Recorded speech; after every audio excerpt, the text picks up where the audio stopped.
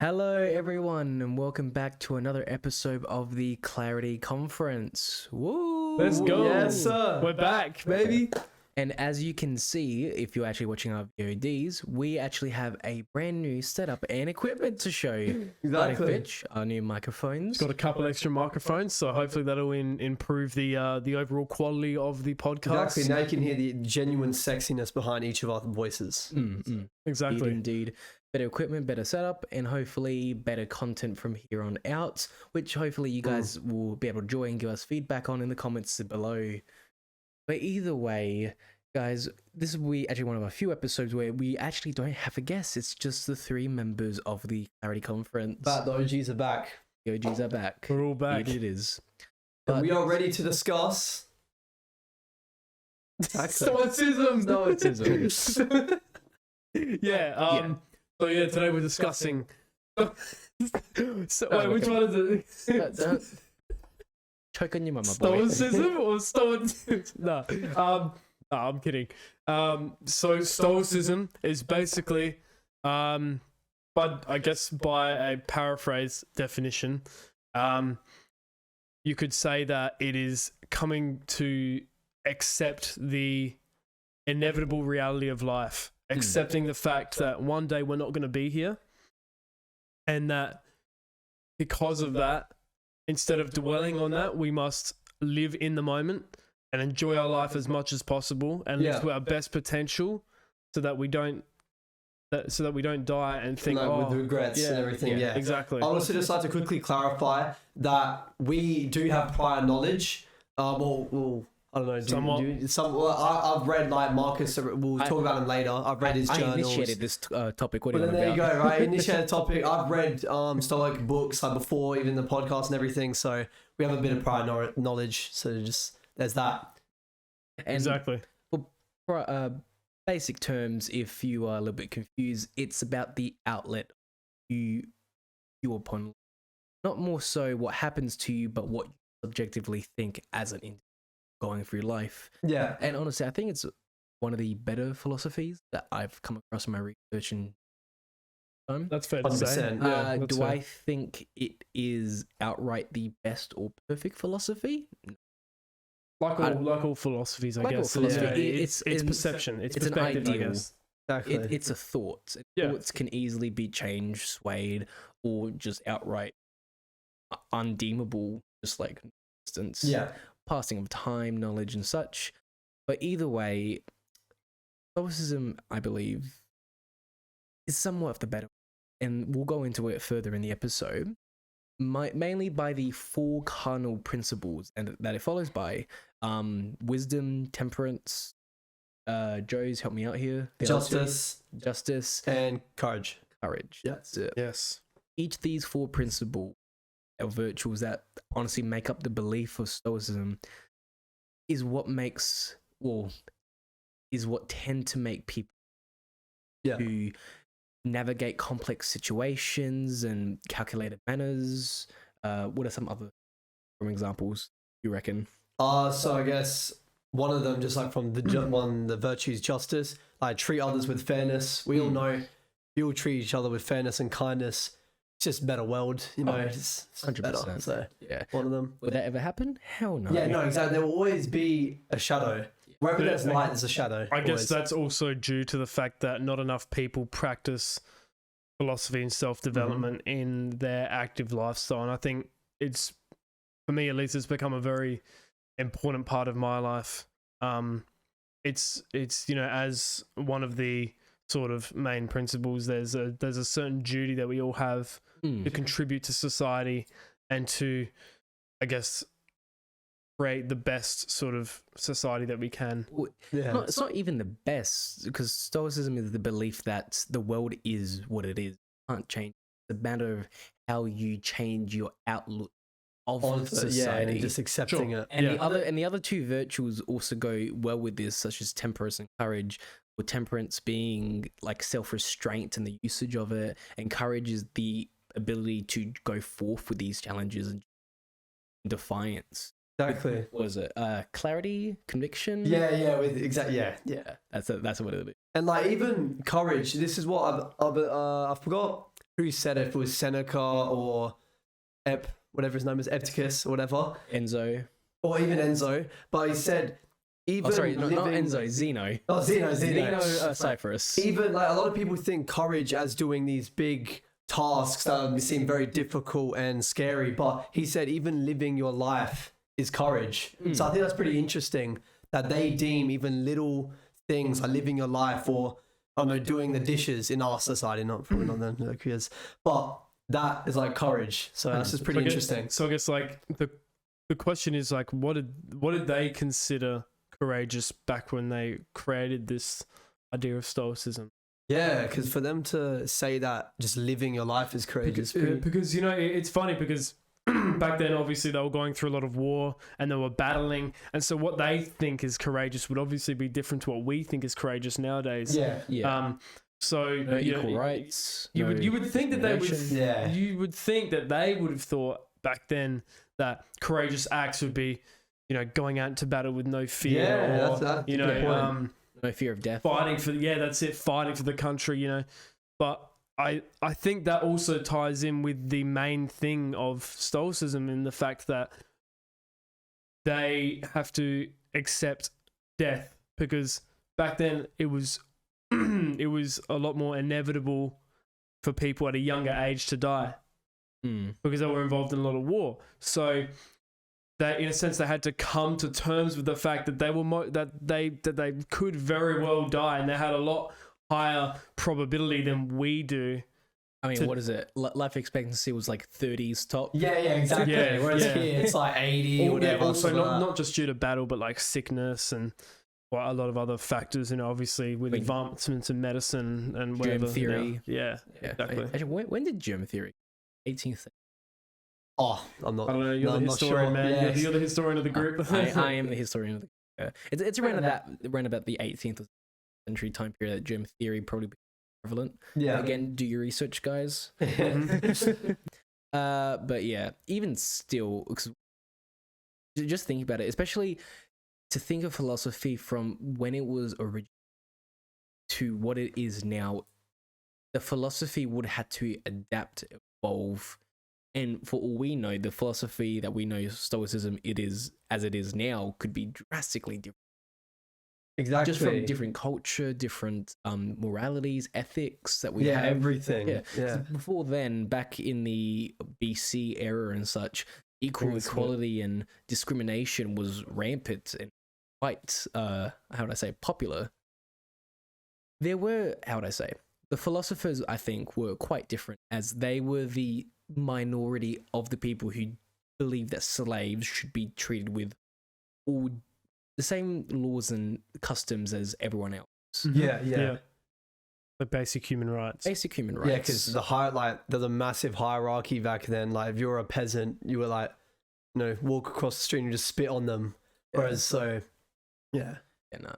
Especially in, like, God forbid, more recently it would be like I'd probably say Germany after 1918, actually, especially with the provisional government at the time. They lost World War One. Context needed. And with the Treaty of Versailles, they basically had zero stability in their political structure was divided, fracture.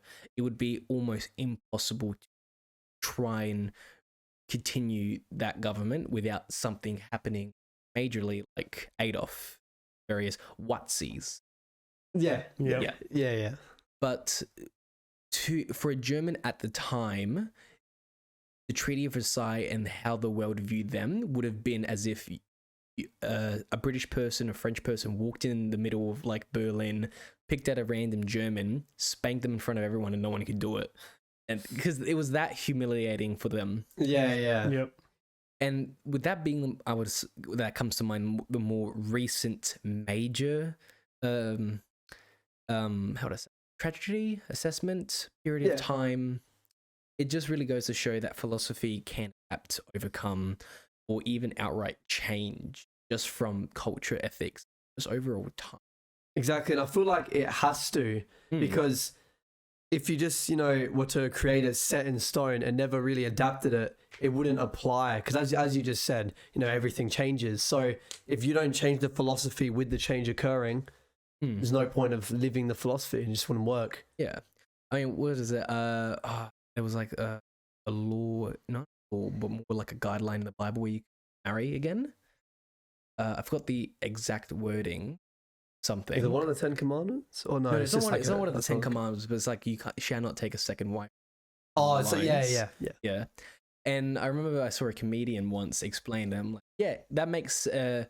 First of all, it doesn't make sense now, but it makes sense back then because life expectancy was like 20. Yeah. So it's like, I'm gonna get married again when I'm like 10, then 12. Exactly. Plus, if you look at all the kings and everything, they're like 7 wives, stuff like that. So drastically different ethics, different moralities, different times, different social structures. I think. I mean, we have already gone through the Enlightenment era. Yeah, I'd definitely say. But also because Big Joe, actually, he got a video for us to watch later in the podcast, actually. Yeah. TEDx talk.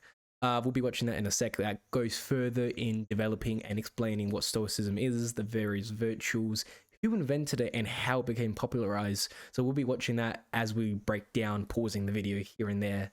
Yeah, of course. Before we continue, do we have anything else? I guess because striding away from that and going back to the main principles, I think we need to address. Let me hit the microphone. You're right. Just by the way, with your microphone, just lift it up higher. So because you're speaking over the top of the microphone, I can see it's not picking it up. No, bring that down. Yep. Bring it. Yeah, like that sort of thing. Yeah, no, keep the pop filter down. Technical issues. Sorry. If you're watching something like that. No, yeah, right there. If you're watching the VOD, this is going to be hilarious for you guys. Yeah, there you go. You got it. There we go. It's perfect. Good enough. All right. Yeah, that's good. That's good. Leave it right there. Yeah. I think that should be better now. But yeah, I think we need to address some of the principles of Stoicism and actually go through this carefully because it's important that we get all of the information right. And because I think it's very important, this philosophy. I feel like it's a very important staple in the way that we should live life, because if you don't live, I guess this is my perspective on it. If you don't live life this way, in the principles that it talks about, it's going to be very hard for you to live through life as a happy person and be accepting of who you are, who you're going to be, who you were, and just being able to live in the moment in the most happiest way possible. Yeah, you'd probably be pretty resentful. Miserable, yeah. Resentful. And you probably have a full nihilistic view of the world. I mean, even still, as much as I think Stoicism is very good, I also think it also has its negative, or it shouldn't be taken in the context of as if one glove fits all. Yeah. I think it's very good, it's very helpful, but it doesn't necessarily fit every single situation that comes to mind. Yeah. Because it's also the ideal or ideology that we disattach ourselves from our emotions and thoughts, and we become more subjective or objective, depending on the definition. Much. So to simply say, "Oh, this bad thing has happened to me," that's okay. I just have to make the most of it and go forward. That same situation also then follows. For example, Tom over there, his anger just consumed him, but he's not always like that. So you're addressing the principle of apathy right now. So that means, so I've got a definition here of that. So since passion is irrational, life should be waged as a battle against it. Intense feelings should be avoided. So I think that's one of the main, like you said, one of the main ideas of Stoicism is to try and disassociate yourself from your feelings. And I think in a way it's good because you've got an unbiased sort of outlook on a lot of things. And I think that's a really good mindset to go into everything with in life. I think it's really important that that you're able to disregard your feelings on a certain topic, because then you let those feelings interfere with how you present yourself and how information is carried between people, between you and another person. You become emotional, irrational, and then eventually that debate, that discussion turns into the argument, then an outright yelling match, and then bloody warfare next. Exactly, it just compounds from there. What is it? As Master Yoda has said, fear turns to anger, anger turns to then hatred turns into something else. It's just a roller coaster that keeps on going down. Yeah, exactly, because it's difficult to be able to just stop right in the tracks. So if you're angry, it's difficult to just stop and be like, no, I need to calm down. Or especially like, I'm depressed. Don't think about it. I'm so much more better now. It's impossible. It's hopeful thinking what it is, but it's not that. Your feelings are always going to be there, though. That's the thing. Your feelings are always going to be there. It's about putting them to the side. I mean, we know it's possible. We've got psychologists that become completely unbiased with their clients because they need to be like that. They would. A lot of psychologists, I bet, would practice Stoicism in their daily life, because as a psychologist, you need to be unbiased when you're talking to a client. You can't have these feelings interfering with the feedback that you're giving your clients. Most psychologists, as Jordan Peterson was saying, he needs to remain almost in like a poker face type of state, because if he's not like that, if he shows even a little emotion towards his clients, they may be more inclined to not tell him the full truth. Because they might get defensive if they see he did like a they can bad see his reaction. judgment. Yeah. They can see his judgment. And I don't think that just applies between clients and with psychologists. I think it applies to almost everything. You want to get the truth out of someone. You want to have a truthful discussion. You need to put your feelings aside and have a civil discussion and let them, and in a way that lets them know that you're listening with all ears and you're actually listening to their argument. So like you said, I think it's less about disassociating yourself from your emotions, but I think it's just about putting it on the side, so then you can have a truthful discussion with people and a more of an objective discussion, and you can actually get to a point. Yeah, exactly. Rational thoughts is always better than emotional ideals.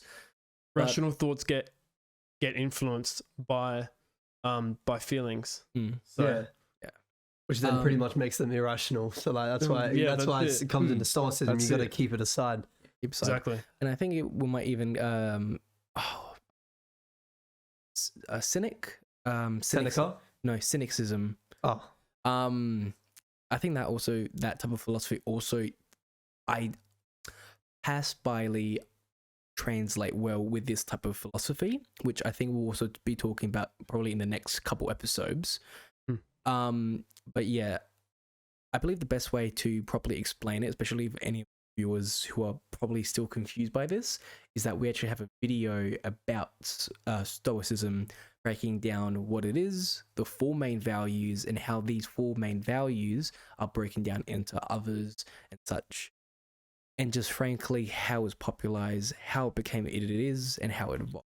Yeah. So yes. I believe who has the video currently out right now? I have it on the thing now, just getting it up. I just realized that I didn't change the title from the last one, so I just updated it. It's all good. So we're still on episode 5, whatever it was.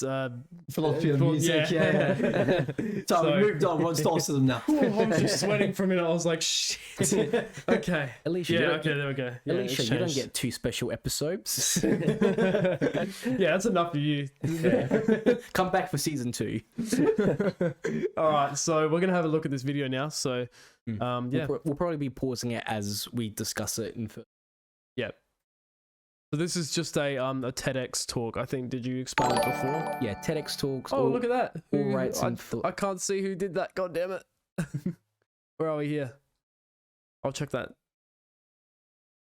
Whoever just shit. followed us, thank you very much. Yeah, thank you. We'll Sorry. find out soon who you are. yeah, wait 1 second. Let me just bring that to the top. With a bit of... Joe, you had Right, one so job. It was. Can someone read that? Can't read it. Can't read it from here. Okay, we'll just say P Taurus. Thank you for the follow, man. Appreciate it. This is probably completely wrong. Is this the correct video? I don't believe it is. Throughout the No, it's history of not. mankind, three Yes, it is. No, it's not. Oh, it's not. We got it. We got it. We got it. We have it. You had one job. Stuff. you've been stranded thousands of miles from home with no money or possessions. Such a predicament would make many people despair and curse their awful fate. But for Zeno of Cyprus, it became the foundation of his life's work and legacy. The once wealthy merchant lost everything when he was shipwrecked in Athens around 300 BCE. With not much else to do, he wandered into a bookshop, became intrigued by reading about Socrates, and proceeded to seek out and study with the city's noted philosophers. As Zeno began educating his own students, he originated the philosophy known as Stoicism, whose teachings of virtue, tolerance, and self-control have inspired generations of thinkers and leaders. The name Stoicism comes from the Stoa Poikile, the decorated public colonnade where Zeno and his disciples gathered for discussion. Today, we colloquially use the word stoic to mean someone who remains calm under pressure and avoids emotional extremes. But while this captures important aspects of Stoicism, the original philosophy was more than just an attitude. The Stoics believed that everything around us operates according to a web of cause and effect, resulting in a rational structure of the universe, which they called logos. And while we may not always have control over the events affecting us, we can have control over how we approach things. This is what Rather we were than discussing imagining an earlier. ideal society, the Stoic tries to deal with the world as it is, That's me while on a Monday pursuing morning. self-improvement through 4 cardinal virtues. Monday Practical wisdom, afternoon when you wake the up. ability to navigate smack you complex some more. situations in a logical, informed, and calm manner. Temperance, the exercise of self-restraint and moderation in all aspects of life. Justice, treating others with fairness even when they have done wrong. And courage, not just in extraordinary circumstances, but facing daily challenges with clarity and integrity. As Seneca, one of the most famous Roman Stoics, wrote, "Sometimes even to live is an act of courage." But while Stoicism focuses on personal improvement, it's not a self-centered philosophy. At a time when Roman laws considered slaves as property, Seneca called for their humane treatment and stressed that we all share the same fundamental humanity. Nor does Stoicism encourage passivity. The idea is that only people who have cultivated virtue and self-control in themselves can bring positive change in others. One of the most famous Stoic writers was also one of Rome's greatest emperors. Over the course of his 19-year reign, Stoicism gave Marcus Aurelius the resolve to lead the empire through 2 major wars while dealing with the loss of many of his children. Centuries later, Marcus's journals would guide and comfort Nelson Mandela through his 27-year imprisonment during his struggle for racial equality in South Africa. After his release and eventual victory, Mandela stressed peace and reconciliation, believing that while the injustices of the past couldn't be changed, his people could confront them in the present and seek to build a better, more just future. Stoicism was an active school of philosophy for several centuries in Greece and Rome. As a formal institution, it faded away, but its influence has continued to this day. Christian theologians such as Thomas Aquinas have admired and adopted its focus on the virtues, and there are parallels between Stoic ataraxia, or tranquility of mind, and the Buddhist concept of nirvana. One particularly influential Stoic was the philosopher Epictetus, who wrote that suffering stems not from the events in our lives, but from our judgments about them. This has resonated strongly with modern psychology and the self-help movement. For example, rational emotive behavioral therapy focuses on changing the self-defeating attitudes people form about their life circumstances. There's also Viktor Frankl's logotherapy. Informed by Frankl's own time as a concentration camp prisoner, logotherapy is based on the Stoic principle that we can harness our willpower to fill our lives with meaning, even in the bleakest situations. Facts. Now that is facts. I think some things that also take away from that video, while it explains the various principles, philosophies, and that, it doesn't necessarily, I would say, is an outright great thing. It doesn't necessarily point out its cons or the various negativity that it could produce.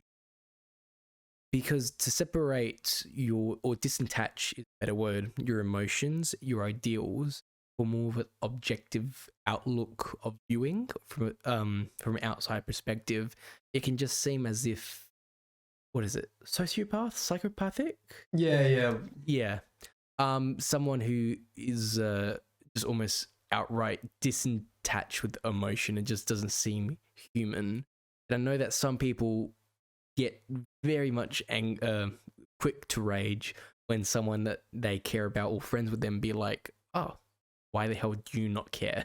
Or why don't you seem to care? Yeah. I think that's the fear of following something like this or practicing something, is that there's this fear that people are gonna look at you weirdly for, you know, not caring about certain situations. But I believe that the reality of it is the fact that why bother getting angry about something when it's out of your control?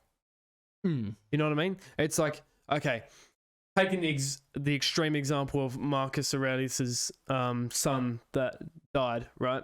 He was getting boils or something, wasn't it? Yeah. And then, you know, he knew he was going to die, and it was like, well, you know, it's almost being prepared enough, preparing himself for the inevitability of his son's death.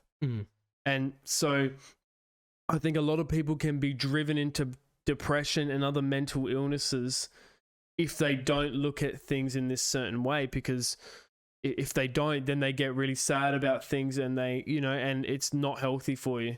Exactly, which is what we typically do. Like when it comes to things like that, well, like most people try to just not think about it and avoid it, which is not preparing themselves for if it is to inevitably happen. Yep.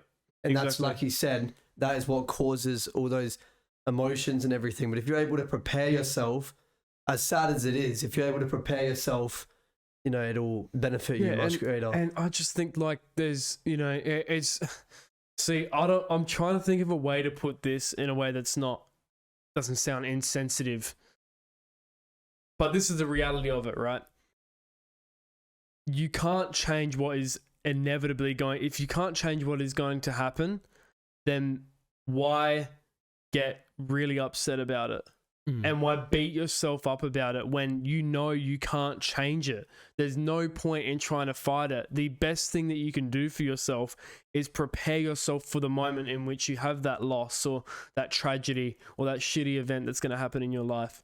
You know, so I just think that, yeah, even in those extreme examples, you know, like someone's dying in the family, you know, I think if anything, you're doing a justice to the other people in your family that are going to be more emotionally affected, because then you're almost like a support for those people. You know, you got to stay strong for your family in those times of need, you know, that they need you. So I think it's really important to come off strong, and yeah, like, I guess that's pretty much it. Yeah. While that is good for that situation, the other situations may be different, such as depression, suicidal thoughts, and such. You can't stop for what the things around externally, but you can control what happens around you if that's the case for Stoicism, how does that go with the various ailments such as idle, even getting drunk for it? Like, you cannot control your thought. And I said it before, you can't make yourself happy. Or be like, oh, I'm depressed. I'll start being happier now. Or, oh, I'm drunk. I'll stop thinking that I'm sober.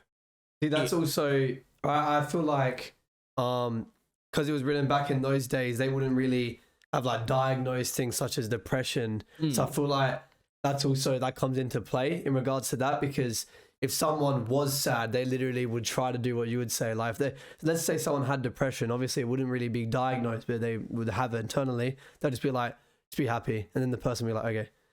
Yeah. Like, you know, because it's all different then. So yeah, you make it like a good point with today's society. It's different. I think that's kind of in a way, it's a good thing.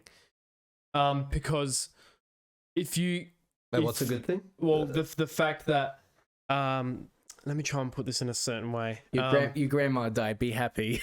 Like, no, not about being think happy. about the bright side. Not about being happy, but just being prepared for those emotions to come in, and just, you know, acknowledging that you can't change anything, and it is what it is. The world as simple is as it an is. ugly, mean, nasty place. It doesn't care how tough you are. All right, you said the last episode. To your knees and keep you there permanently. Thank you, Let it. Sylvester Stallone. exactly. If you're watching this now. Sylvester Stallone. And Jordan what's up? Peterson also said it. He's like, to stand up straight with your shoulders back and accept the tragedy of life in the world is, I don't know, it's like, is a true something. True something. Yeah, true There you go. something. It's There true. you go.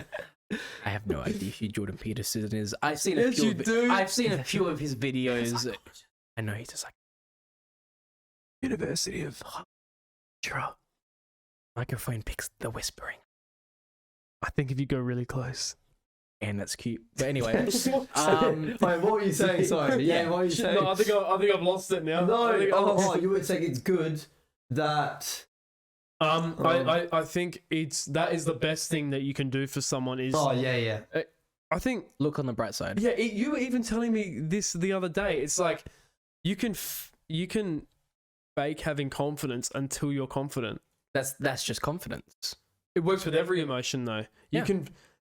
It's like you know what they say, like what is it, like laughter is the best medicine. Yeah. It's like when you're really sad and you're smart, but I guess you almost like make yourself smile and look at things in a different way and, you know, laugh and whatever. It makes you feel genuinely more happy. Even though you're faking being happy, it makes you feel happier. If that's the case, then what about people then be like, oh, Giuseppe, Big Joe. Yeah, just for convenience, one of you have to be called Giuseppe and the other one has to be called Joe, just for confusion. Just do Big Joe, Little Joe, man. Big J. Okay, Big J. Big J. J. Oh, Hey yo. Yo, bro. Yo, no. Okay, let's say this. So if you can control your own thoughts and actions, then even though if you don't feel like, let's say you see a girl that you are not attractive to whatsoever, I want you to fall in love with that girl. And then if you keep thinking it, you're going to fall in love, if that's the case. That is a totally different thing though, Matthew. How is it totally different? Because Like love is a lot more powerful than all of those other emotions.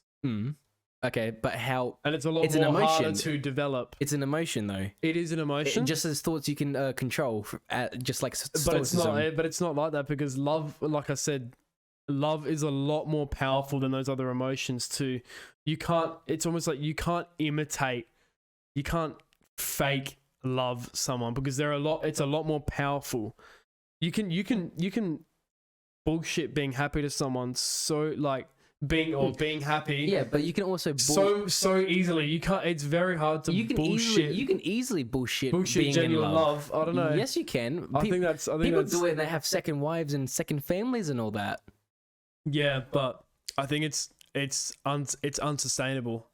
It is unsustainable, but it happens.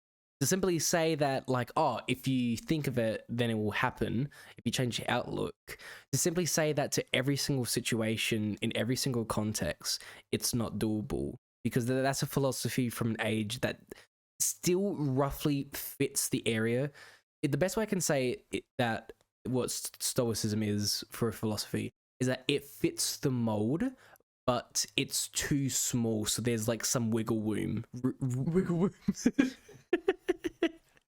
Wiggle room. Yeah, Wiggle room. I will crawl over this table and beat your You'll ass. crawl over it. My name's Matthew Clementi, This. and I am officially leaving the podcast. Goodbye. I had a thought, and it's gone. It's No, gone. I just had the image of you crawling over the table. I hate you. It's like, along with being able to fake it, it's like, I just want to bring this up. Like, this might not even relate to it. This is an interesting fact that I thought about a while ago. Bring it up. In order to sleep, you must pretend to sleep. I just wanted to say that. It's true. It's true. Because like you can't. Oh no, you can go to sleep because like, I don't know if you're like really Actually, deprived no. and everything. No. But You still gotta pretend that you you're have to sleeping. pretend Anyway. you're sleeping. What are people who suffer sleep deprivation or Yeah, but you still. But at the end of the day, Insomnia. by the time they get to sleep, they've been trying to pretend to sleep for the amount of time what beforehand. about, but people who in insomnia you don't can't just sleep. you don't just drop like that. Nobody does that. Yeah, but people with insomnia can't sleep. Well, they take so much more longer Yeah, okay, compared to yeah, other like- people. Just simply say, "Oh, I have insomnia." Okay, I go to. No, Why am I still we're awake? not saying that.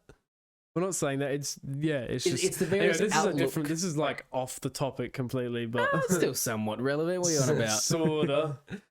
But yeah, to simply say because you have control on the outlook of how you perceive things, it doesn't necessarily fit every single situation. That's all I'm saying. It's good. It's definitely helpful. Yeah. But to say it's good for every jack of all trade, yeah, no way. that's fair. I don't believe so. It's See, I don't know. helpful. What are your thoughts on that? Because I feel like it should, and I feel like you should try to apply in every single situation. Because no matter what, there is no point in trying to. There is no point in worrying about things that you can't change. So the least that you can, the best thing that you can do for yourself is try and be prepared and have a, that there's always a silver lining, as the saying goes, Yeah. So I feel like it's really, I think it's really important to apply that to all situations. I think that'll lead to a lot more, a lot less sad people in the world, and and a lot more people will be more motivated to pick up their life and continue going. But I then think you that'll just sound like prevent. an I asshole. think that'll. What's that? Then you just sound like an asshole. Why are you sad? I have depression. Don't think like that. It's not about me telling that person that. It's they can just have whatever that- outlook they want on life. It's just I think it's important that I think there's no harm in trying to find a positive outlook on every single situation. I don't see that how anyone else could argue against that, to be honest. Like you oh no, what do you think? I just thought of something. Oh no, my great grandma and great nonno died. Oh well, I got their inheritance now. Matthew, I'm sorry. Come on. It popped in my mind. I can't control my thoughts. Watch out, Matthew's no. Hey, Watch out. they're beautiful people. But yeah, No, I agree with you. I think, like me personally, no matter how severe or let's just say like traumatic an experience could be, I will always try to look on the positive side. Like I think when did I first come across? So I'm 17 now. I think I've. underage. I'm sorry. Joe, just like when you, just for the microphones, because I think it's picking up all of our microphones when you speak. I think you just like lower the volume just a little bit. I don't want to tell you to shut up. No, it's like, yeah. You're just gonna lower it like. So yeah, I'm 17 now. I think I came across Stoicism when I was maybe like 14 or something. So since then, I've been trying to actively implement and practice it, and I'm still trying to do that now. So I think I love Stoicism and all the teaching. So I agree with you. And you Try to think that implement it. it's a really important part of life, and being able to apply it to all situations is really important. Like no exceptions. I know things can be extremely traumatic and things like that, but I think every single situation. Yeah, just because it's hard to feel like that doesn't mean you shouldn't try. That's what I was trying to make the point across to you. It's like, it's not about. You can control your thoughts and how you perceive I'm not things. saying I can. I'm saying you should try to. Yeah, no, I'm not ignoring that's what what you're saying. Stoicism is, though. Sorry? That's what Stoicism is. It's not about... No, it's the ability to try and have the best outlook possible. It's not about... You can never control your thoughts, though. You may have an idea that pops in your head, and sure, you choose not to do that. That's free will. But to simply say, then again, when you get drunk, sad, depressed, anger, I'm pretty sure if any of us walked in a room and our like significant other was cheating on us with a goddamn mailman, you would be prone to anger and outbursts. And to simply say, I would walk away would be one of the most hardest decision. And I guarantee the first thought that would have been popped in your head if you saw your significant other cheating on you would be punching the absolute shit out of that mailman. I think because I want my mail still. No, damn, Joe wins. Oh, that's good. Okay, sure, but I think that's completely irrelevant to what Stoicism is talking about. I think it's the outlook. It's not about your initial reaction. I got cheated on. Guess I'll pack my stuff. Might as well look on the bright side. I'm single now. Okay, but like realistically, what else are you going to do in that situation? You're going to continue being with your wife? No. Well, so like, if you can't change the outcome, then why have a big it's not changing the outcome. It's we're more human. Or less, we're going to feel the emotion of anger and whatever.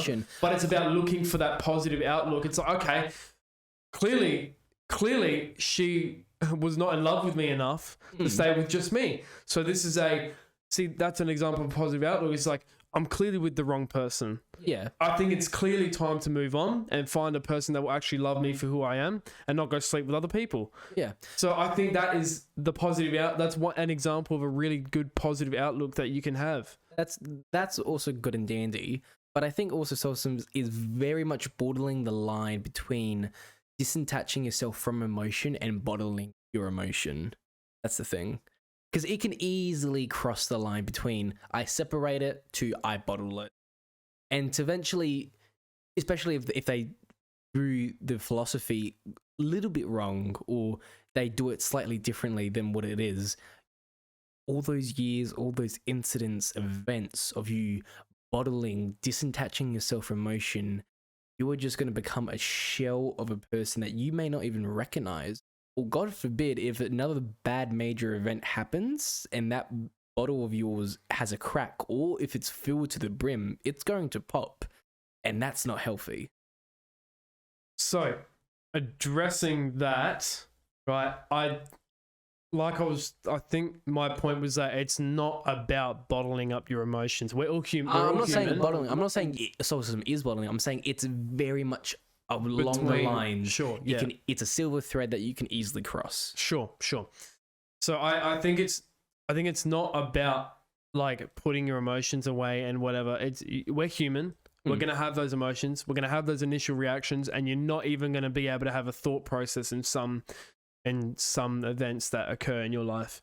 You're not going to be able to have a thought process before you experience those emotions, right? But at the end of the day, what my point is, what I'm trying to say is, what is the point in worrying about things that you can't change? That's what I'm saying. You know, like you experience a tragedy, okay. No matter what happens, no matter how angry you feel at the world, right? Because I think that creates a lot of nihilists. Okay, it does. Yeah, it creates a lot of people who are just angry at the world. You know, oh, if there's a God, why would he do this to my grandma? They become. That's with this episode. What's with grandmas? I don't know, man. Yeah, exactly. They become resentful people. Right. Yeah. Right. So that creates resentful people.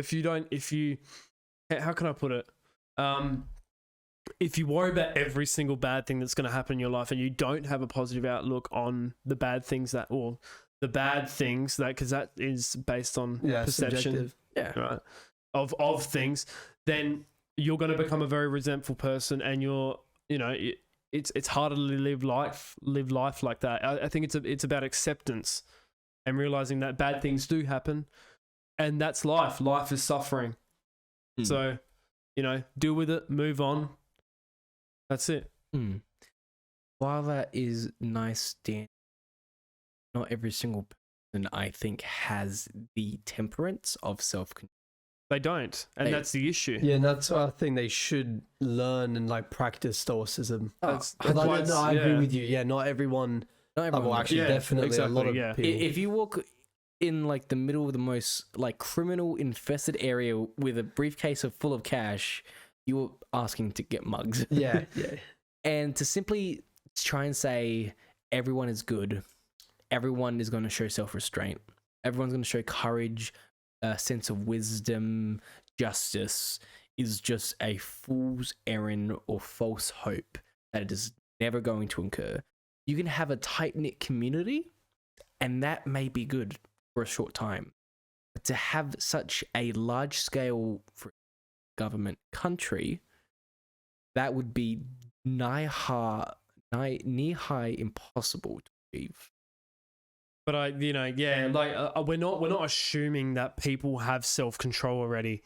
We're saying that people don't have enough of it, and that's why there's so much resentment in the world. That's why there's so many people doing awful things and thinking badly about the human race and being very nihilistic to everyone.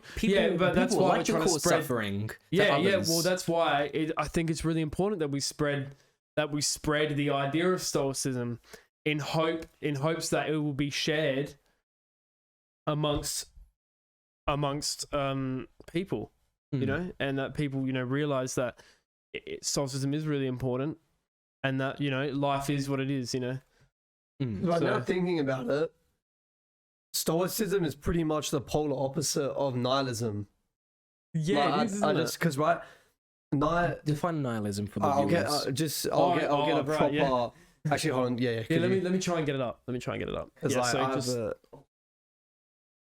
we'll just get it up here because I want to get a proper meaning just so I don't blur it. Right, so,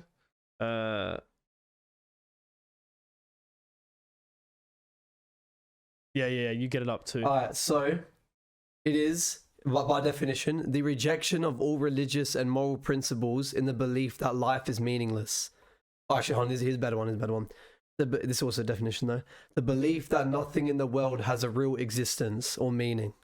So that's the nihilism. And then Stoicism is, like you said earlier, it's not, trying to create like a perfect society or anything. It's just accepting it. So, you have Stoicism, which is accepting it on one hand, making the best of it. And nihilism, you view it and go, no, this is all bullshit. Why is this happening? I don't care. It's like, I don't know, I just thought it was an interesting observation. If the world's full of suffering, why bother?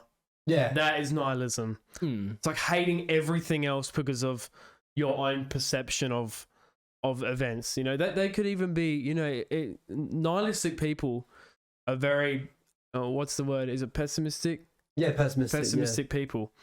Yeah, they see the worst in everything. They see the worst in everything, Whereas Stoicism is attempting to combat that and think the best. Right. And I think as humans, that is the best way of going about things.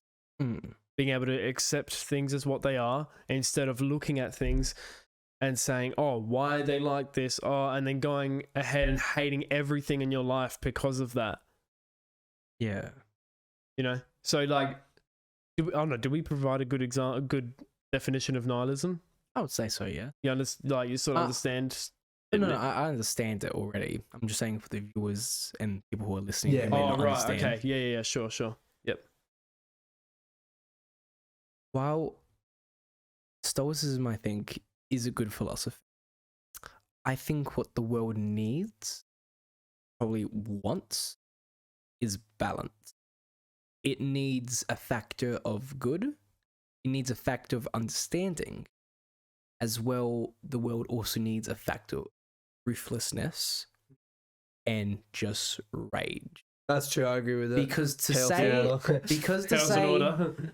Balance. if everyone's happy, then the meaning and the usage and joy of happiness just becomes bland over time. But to simply say there are bad things that happen, yes, it just makes those happy moments in your life even all the more better to enjoy and to look back on.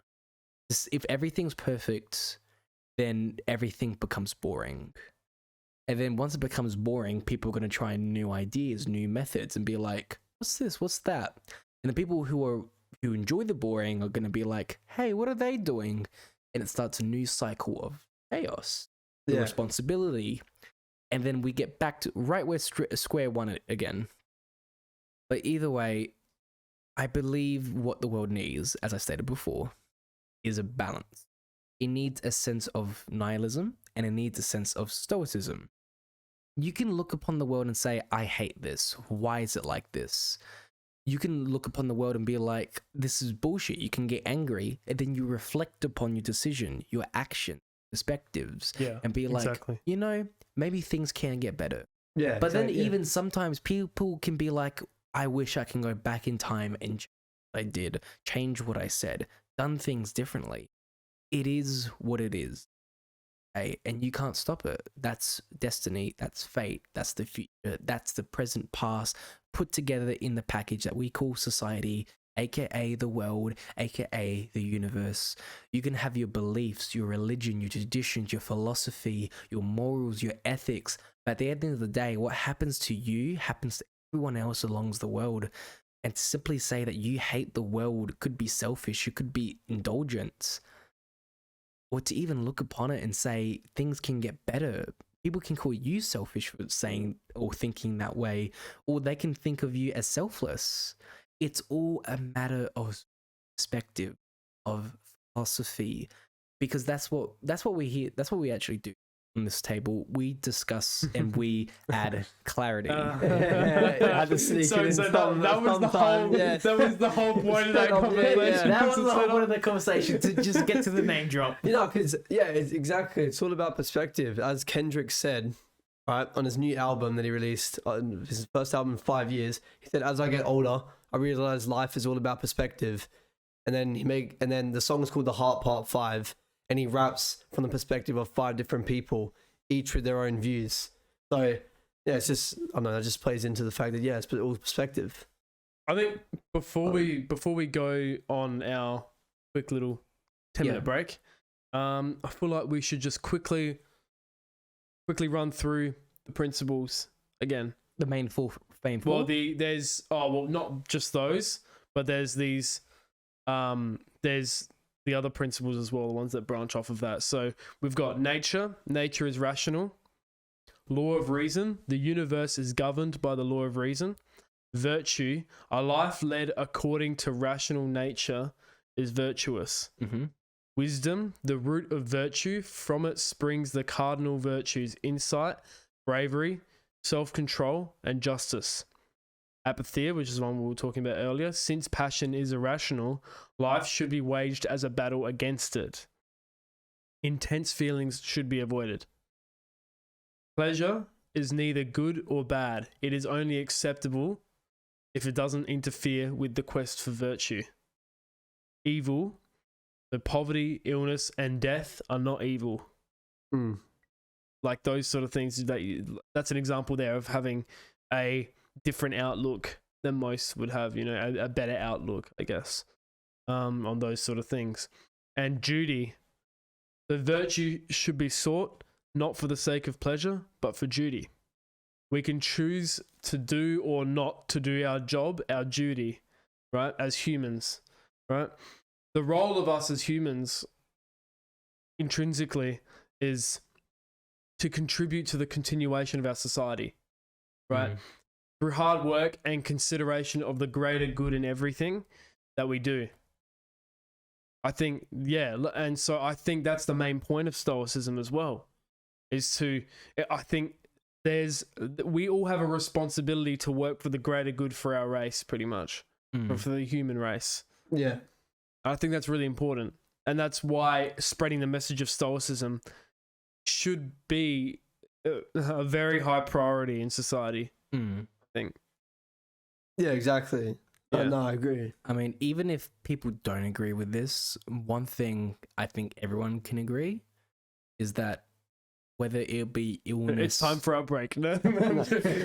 I hate you. Whether it's illness or death, whether it's by an accident, was committed intentionally, at the end of the day, death is certain and it is equal. Exactly. Yeah, And Exactly. it's coming. exactly. So That's you- what Stoicism So you can look at preaches. it on a better light to make most of your life, or you can just do what you can do most with the time that you have left. When your time comes, I guess the clock rings its final tune. That's it. And that's why you should be working towards being the best version of yourself every single day. Because you know what? I could die right now on this table in the podcast. Doing the podcast. I could Not literally go just viral. I could just Do it. do it. No. Shit. But yeah, no, exactly. Legit. Like, could die right now. anytime. We could literally And, yeah. die right now, and there would be no one. I have a positive outlook on More views. Yes. Yeah, see positive outlook, silver lining. For our listeners, I pretend die on the table. Oh yeah, I keep forgetting about the listeners. Damn, that's my bad. My bad, listeners out there. sorry, Watch the Spotify and YouTube Audible. video, you idiots. Don't call our viewers idiots, you mongrel. Sorry. That's pretty nihilistic Yeah. of you. I mean, honestly, your second life begins when you realize you only have one. No, I was gonna say that. Oh, Hey, did you take it, All bro? I'm saying for the listeners no, now. you took it. Right, all I'm saying for the listeners, Oh, you're because we have laptops, I searched it up trying to find the quote. I was about to say it, and now Matthew said it. That's alright though. Say it, Oh, say it. no, say it again. No, say it again. No, you say it. You say it. No. Yeah. Fine. Right. So as Joe was saying about, well, both of you was saying, realizing death is coming, so be positive about it. The volume. Facts. Your second life begins when you realize you only have one. Like, death shouldn't be looked at as a way, it's coming, like the nihilistic view. Why should I do anything? It should be looked at because death is coming. I should do the most I can while I'm here because I don't have like much time. I want to leave a legacy. So yeah, you should have a positive look on death.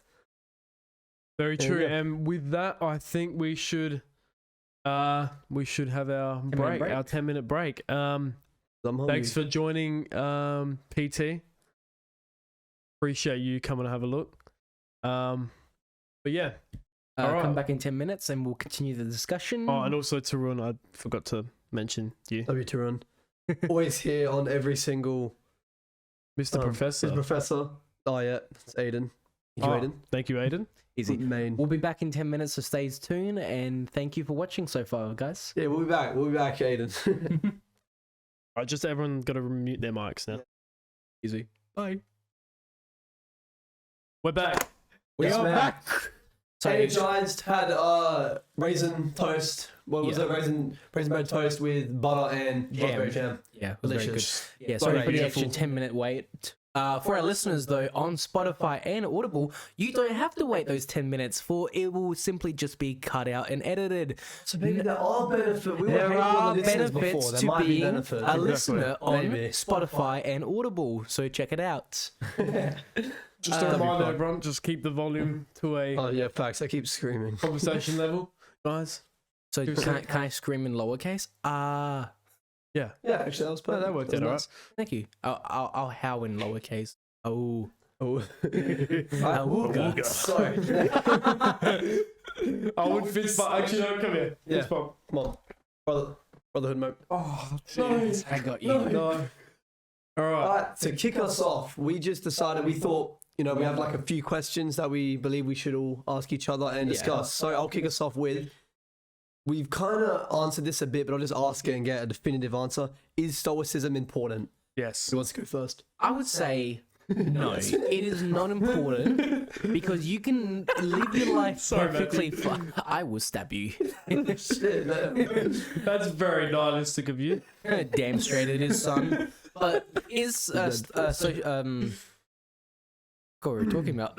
Is Stoicism important? Is Stoicism important? No, I don't think it is, because one, you can live your entire life without even knowing you're doing a factor of Stoicism or even believing in it. You can do your whole entire life without it even knowing, and that was perfectly fine.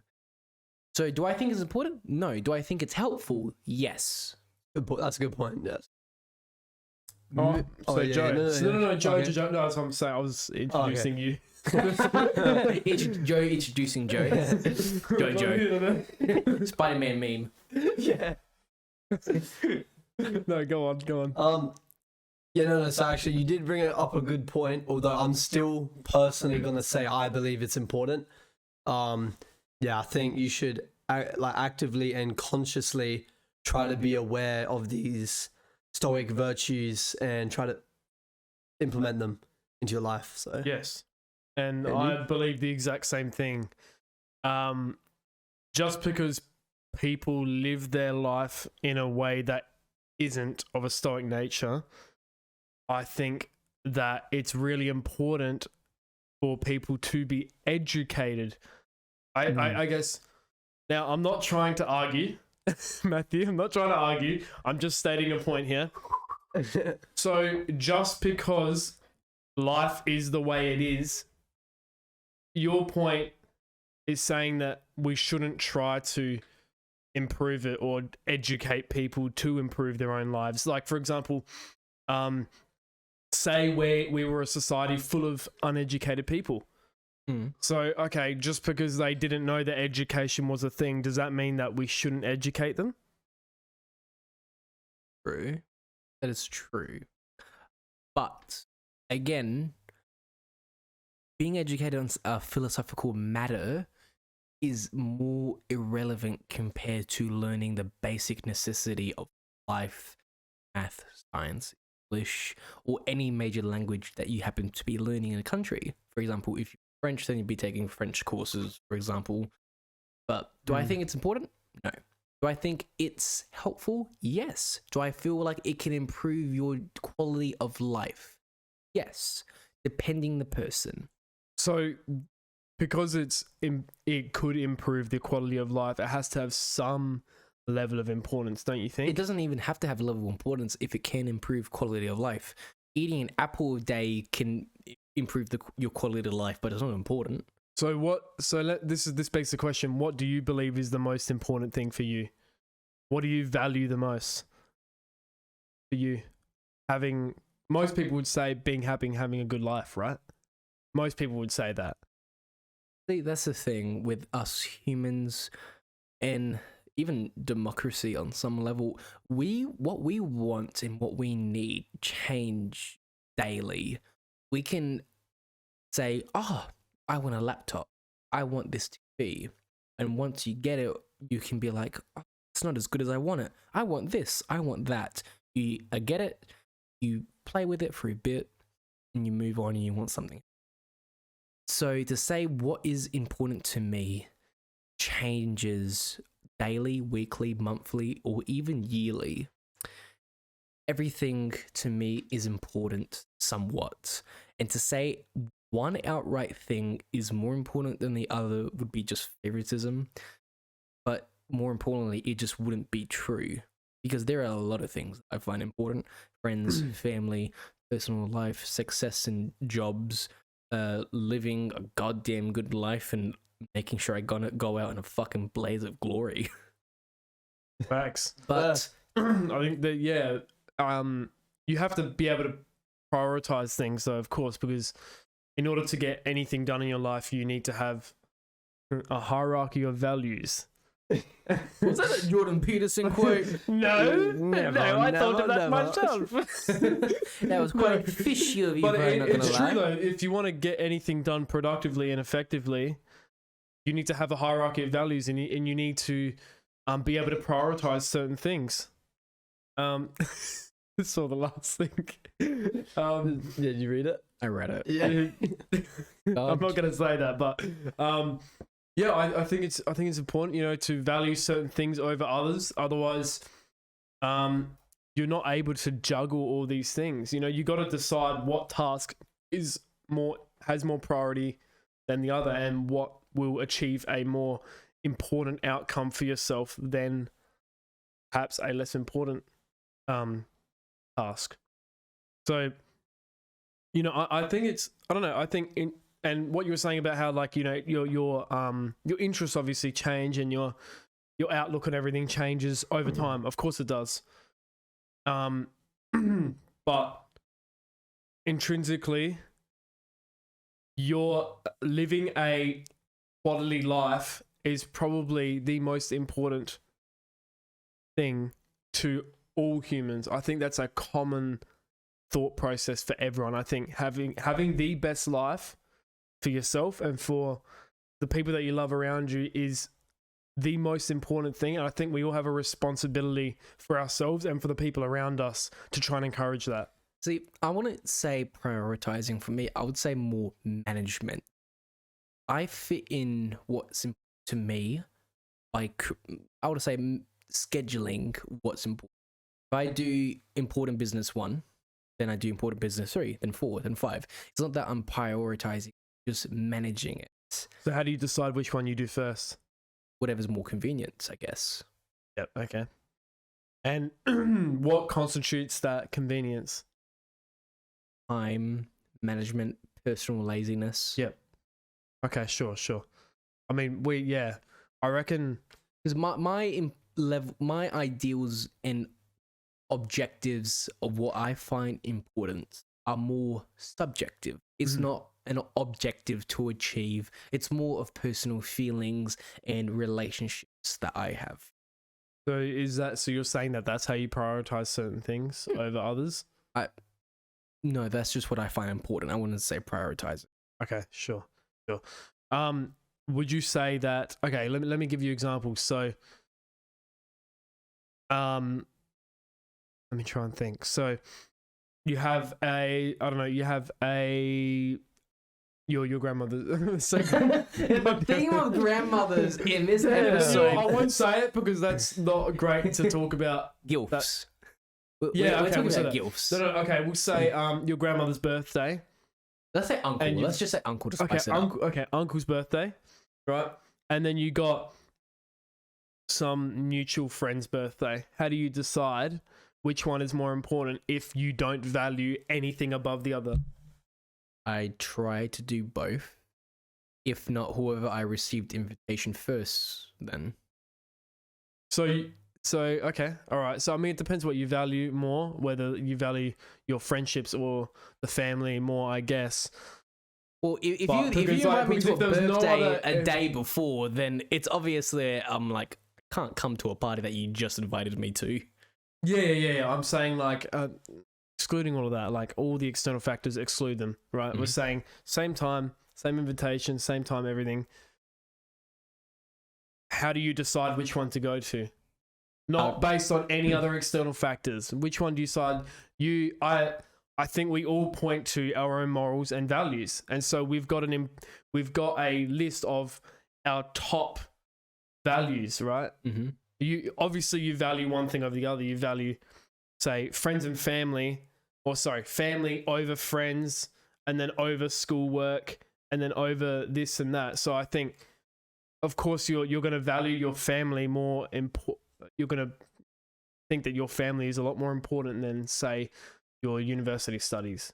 Mm-hmm. So there is always going to be a hierarchy there. There is always going to be a prioritization of your own morals and values, and so I think that's how you make decisions in things, I guess. Well, if we're going for the extreme scenario where I get both invites at the exact same time, God damn it, bro. and if I were to go with the usual way I would go, where I would go to the first thing I was invited to, if I was in that situation where I got both invitation, then obviously I would then have to make choice to prioritize, as you say, and I believe I would probably pick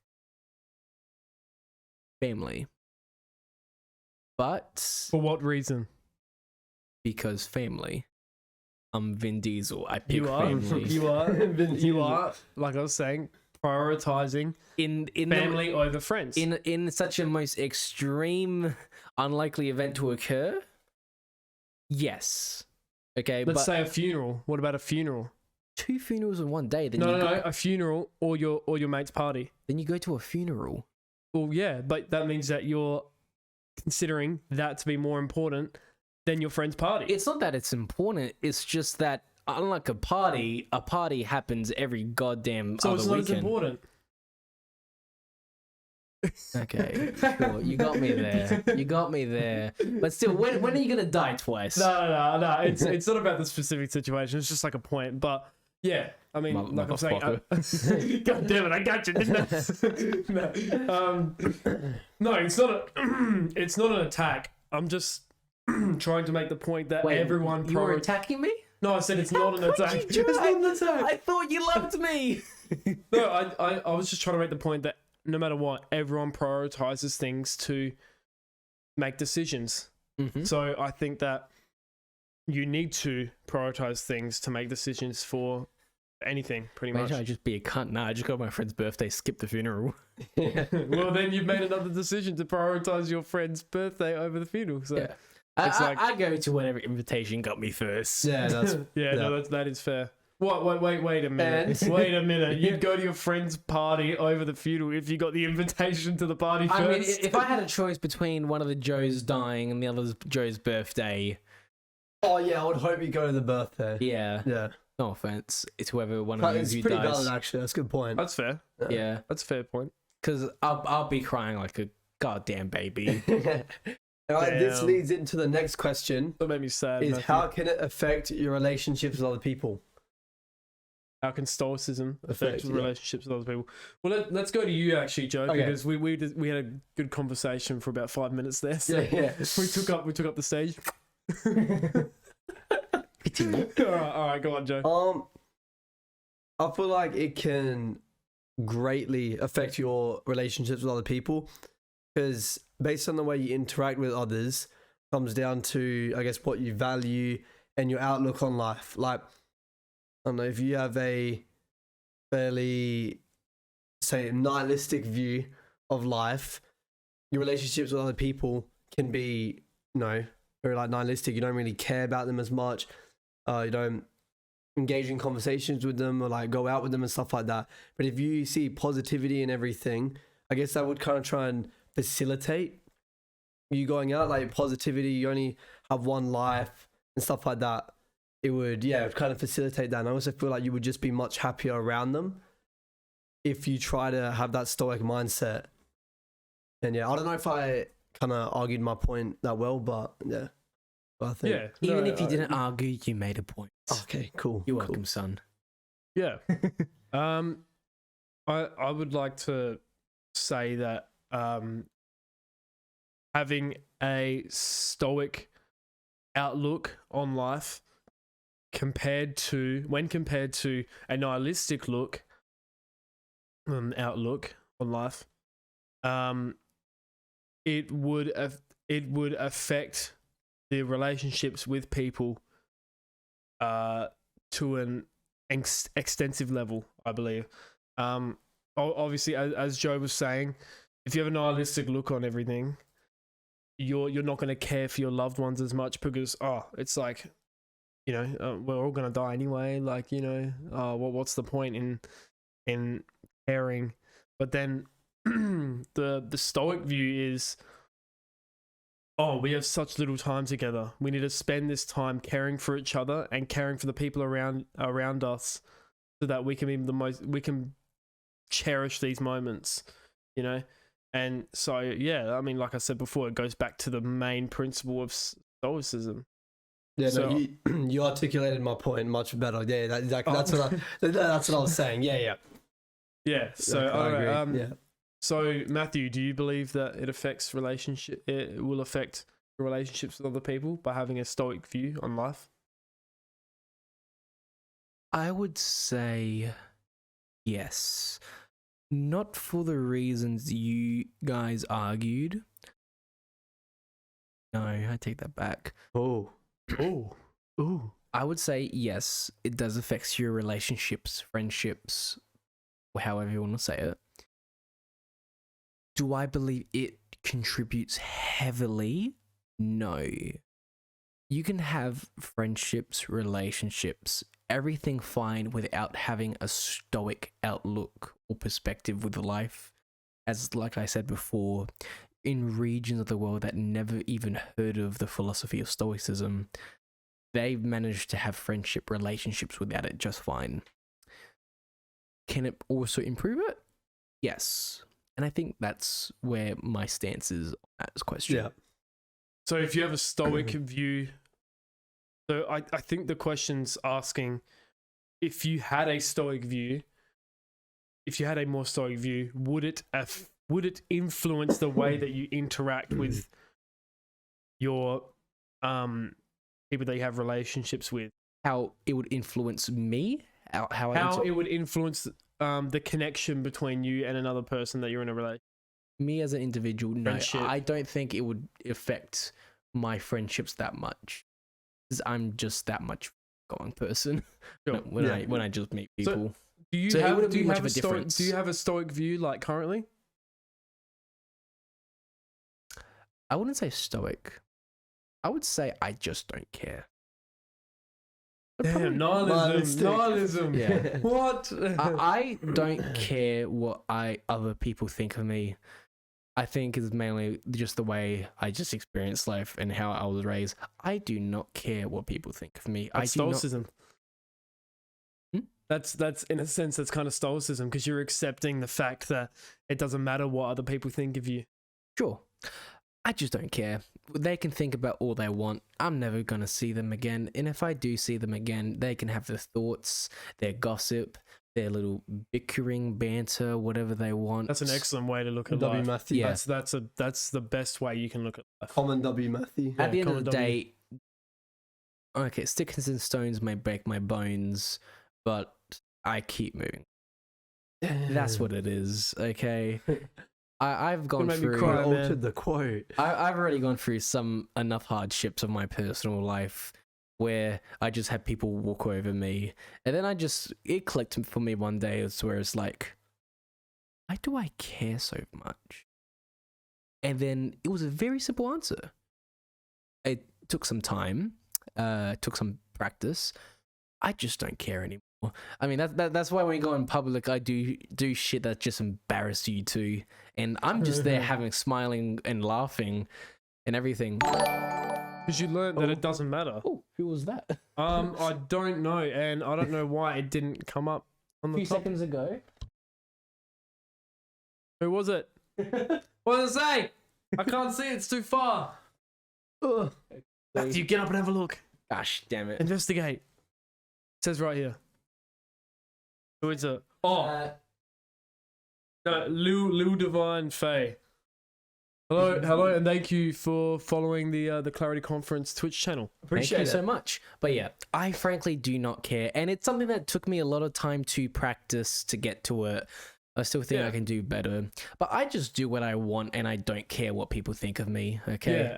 Yeah, and that's really important to do that. Do I act differently in certain situations? Obviously I do. Every single situation demands a different... In fact, we'll probably even be talking about this in a future episode about masking and that.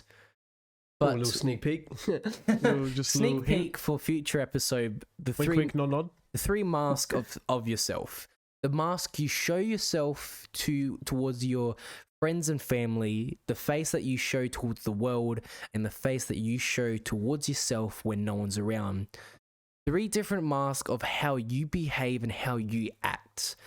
That is something I think influenced me heavily to become the person that I am now. Do I have 3 masks? Debatable. Do I have 2 or less? Yes. Because at that point, why having 5 different masks of I act this way to this friend group, I act this way to that relative, I act this way to the world, I act this way by myself. Why? Why should I care? I should just watch it all burn. All right. God damn. I think, and I think we'll definitely save this conversation for A future our next- episode. Yeah. We don't want to give too much away. Sneak peek. Yeah. But yeah, No, that's So a good answer. That's I my respect outlook that. on that But question. I guess so. Going on to the next question, who are you guys currently spending your time with? Do you believe that these people are most beneficial to your life? My girlfriend. That's who I spend my time with. Yeah, same. Oh, Sam. Yeah, Joe. Yeah, what about Joe? Huh? Joe. friends and family. Friends and family. No, it's alright. No, but yeah, no. So my friends and family, and do I believe that these people are most beneficial to my life? I believe so, because like as tragic as it sounds, once again, if they weren't beneficial to my life, I most likely wouldn't hang around them, and that's even with family. Because like, let's say I don't know, there was some like domestic issues, I probably wouldn't be like I wouldn't be with them. So yeah, I think they benefit me in different ways. Yeah. Like friends can benefit me for I don't know, like making me happier, laugh, stuff like that. And then family, just to nurture the love and teaching and stuff like that. So that's just me. I remember I heard a quote ages ago. I might have to look it up for an upcoming episode. But it was something along the lines where family teaches you the world and friends show you the world. It was a quote along that line. I have to find out who said it. But basically, it's the quote that where your family raises you for the expectations you may face in the world, and the people that you make your family, aka your friends, they show you the world with the various expectations to show you the expectations from the reality of the. Yeah. Lil Divine Face said, nothing wrong spending time with the family, and especially when it's healthy surroundings. Very true. That is so true. But can you say the same thing when it comes to an abusive domesticated family? Well, that's not healthy surroundings then. Oh, damn straight it is not. Yeah, exactly. So yeah, overall, you believe that the people that you're spending your time with are most beneficial to you growing as the best person that you can be? Oh, 100%. 100%. Yeah. Got a few. I got to catch up with some mates as well because uni, you got to love university. 10,000 word report, absolutely thriving at the moment. But either way, I'd probably say friends, family, partner, my girlfriend. My girlfriend has probably been such a significant help recently. And yeah, she made me probably more of a added qualities, I would say. As well, she added things onto me, I added things onto her. We took on each other's mannerisms, improving each other. You're helping each other become the best. That's a better way to say it. Yeah. We're improving each other. Yeah. I picked up her slang, so now I say slay almost every second word. I don't know if that's an improvement. But Yeah, she thinks it's an improvement. Yeah. Oh, yeah. Either way, we were talking about it, me and my girlfriend, and I heard her say, "Oh, that's fair enough," more or less. And I'm like, you talking a little bit like me, baby? What is this? You're turning into me? And then every time where she said, "Oh, I forgot what I was gonna say," I was like, "Wow, you really are turning into me." Well, like you might speak to her and she goes, like, Yeah. No, soon she'll start saying "easy, Bello, easy." Yeah, 100%. Yeah, so I think that the people that I'm currently hanging around with have been super beneficial to me, and I feel like coming out of school I've been able to create and get together, I think, the best people to match my own morals, values, and virtues in life. And I think, especially you guys, you really assisted the Matthew. No, you can't do that. Matthew. Come on, not for that. Come on, give me a fist bump. bye. Yeah. Well, guys, first time caught on camera, Matthew gave me an actual fist bump. You're welcome. Without grabbing my hand. But yeah, I think you guys especially have helped me, assisted my own ambitions and I guess my goals, and just helping me to become the best sort of version of myself. Especially, with Joe as well. He has helped me a lot with, I guess, the self-development path of life, and he's the one who actually got me into reading and all the philosophy kind of stuff. And then I can also say likewise with Joe as well. he has gotten me in self development as well, like all of that, and like inspired me to read as well and continue. But Joe's gotten me into the gym now, so I'm now gymming. So And now he can't lift his arms above his head. But exactly, but I love the feeling. Who's Jim? Great guy. He's Your dad. Hey, daddy. Whoa. Why do you have to Clip that. Why are you gonna make this sexual? Clip it to run. Yeah, so like, I guess, overall, I do believe the people that are involved in my life right now are the most beneficial for me. So the next question, why should we follow what we are naturally pulled towards in terms of virtues if life's end is inevitable? Life is inevitable. It comes to an end. Why do things? Just let it end. Okay, Let's set off the nuclear bomb. No, let's okay, end, maybe let's end everything on a high Maybe I note. formulated this question. That ending there's not too great, but I was more thinking Were you drunk? like no, it was like 11 a.m. bro. Why is there an empty half bottle of scotch underneath your table? No, Not mine. Not mine. Oh yes, it was George's. All right, so what I mean by naturally pulled towards is instead of going with social norms and what other people tell you to like and to pursue as a career, as passions, as in whatever you do, why bother going for your own virtues when it would just be much easier to please everyone else? I have an answer. Go for it, Let's son. go. So, right, I'm reading Jordan Peterson's book, and the rule that I'm Really? I didn't know up to. that. Oh yeah, really do. It seems like Wait that's a minute, the I'm only reading- thing a part of your personality nowadays. Wait a minute, Pretty I'm much. reading that too. So, on the rule I just read, this actually will provide me with a good answer for this. He said that things such as like interest in like sports and just people and stuff like that, they choose you. You don't choose them. So I guess that kind of helps answer the question of like, Yep. why should we follow or pull towards this? Because I feel like, you don't necessarily pick it yourself. Like they just appeal to you, and because they just Yeah. appeal, like who really knows why, they just do. You should just follow that regardless of external circumstances and people and things like that. Yeah, as he said, as Jordan Peterson did say, it's based off of your ancestral passions, I guess, and their interests. You know, you can't explain why you're interested in a certain thing. Yeah, Like it why you're just pulled happened. towards it. Like for me personally, I love my content creation stuff. I like making videos to entertain people. I don't know why I'm interested in that. There is no reason for it. I just enjoy it. And you got to think, where does that come from, right? And I feel like you have a responsibility for yourself and for the generations before you to fulfill that virtue, you know, to fulfill your potential, because otherwise it's just gonna remain its potential. Yeah, exactly. It's always gonna be that locked knowledge, you know. Yeah. Like you said, you know, it's always gonna be locked away unless you step out into that chaotic zone and, you know, explore. And so that's what I think. What do you think, Matthew?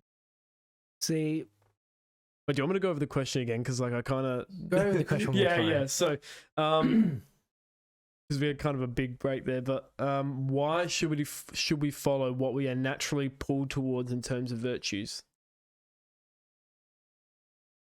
Like, what are you really? What I'm trying to ask is, okay, first of all, what are you really interested in? Like, but you don't know why you're really interested in it? History. Okay. Yeah. So why do you think you're, I guess, attracted to that, or, you know, you're naturally pulled towards that? Fascinating. It's interesting.